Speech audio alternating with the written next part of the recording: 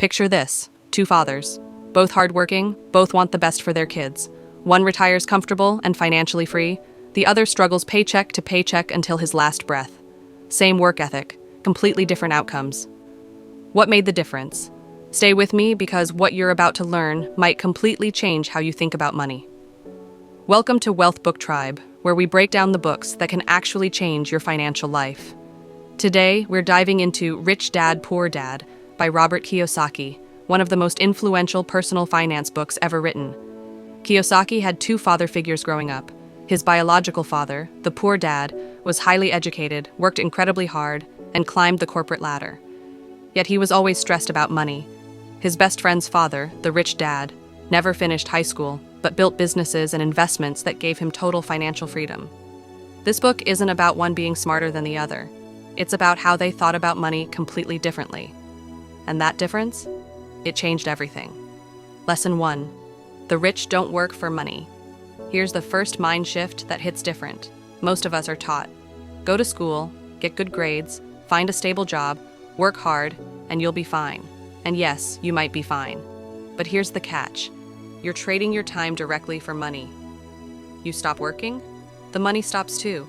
The rich flip this script entirely. They don't ask, what job pays the most?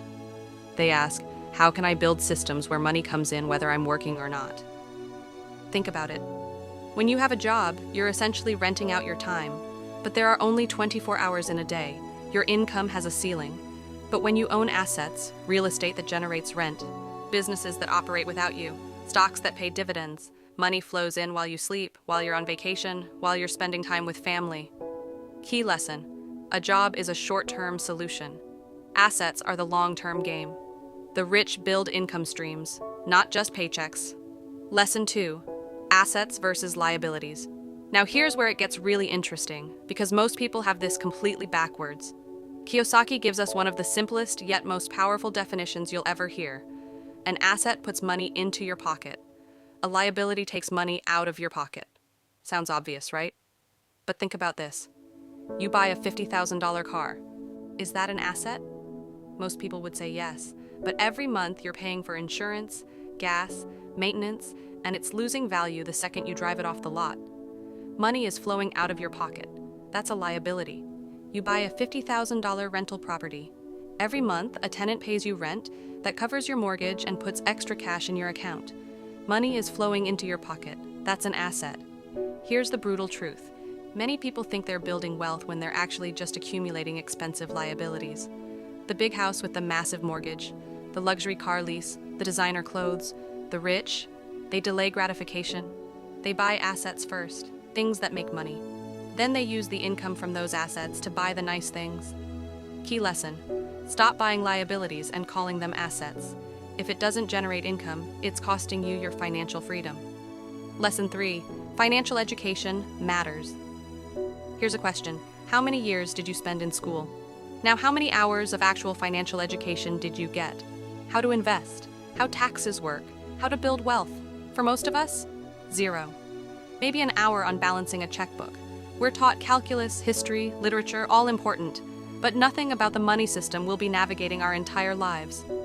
Kiyosaki argues this isn't an accident. The school system was designed to create employees, not business owners, workers, not investors. The rich take their financial education into their own hands. They study how money actually works, how taxes favor business owners and investors, how to read financial statements, how to evaluate investments, how debt can be a tool, not just a burden.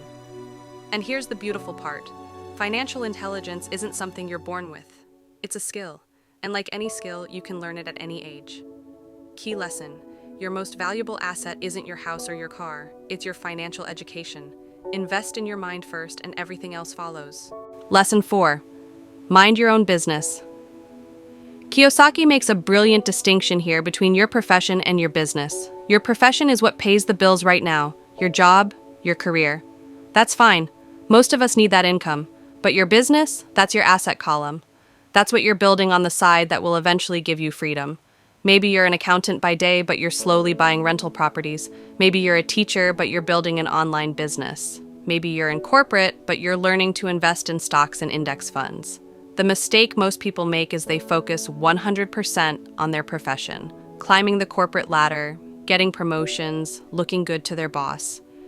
Meanwhile, they're building someone else's wealth, not their own. The rich work their job, but they're obsessed with building their asset column. Every spare dollar, every free hour, goes toward building something that will pay them forever. Key lesson: keep your day job if you need it, but never stop building your own wealth on the side. Financial freedom comes from your business, not your job. Lesson 5: fear and risk. Let's talk about the elephant in the room: fear. What if I lose money? What if I fail? What if it doesn't work out?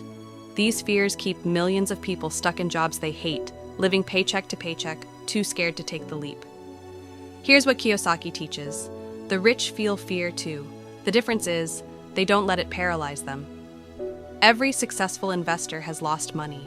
Every business owner has failed at something, but they view it differently. Failure isn't the end, it's tuition. It's the price you pay to learn what works and what doesn't. Playing it safe by keeping all your money in a savings account? You're losing to inflation every year. That's actually the riskier move long term. The real risk isn't in trying and failing. The real risk is never trying at all, and waking up at 65 realizing you spent 40 years making someone else rich while you stayed broke. Key lesson: fear is natural, but it shouldn't be your decision maker. Education reduces fear. Action builds confidence. And every failure teaches you something that brings you closer to success. Final takeaway. So here's the core message that Rich Dad, Poor Dad hammers home.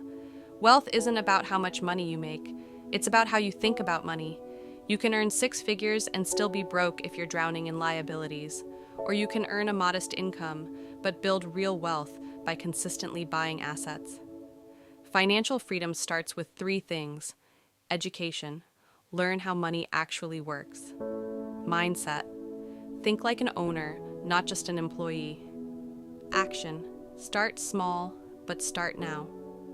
The system won't teach you this. Your job won't teach you this.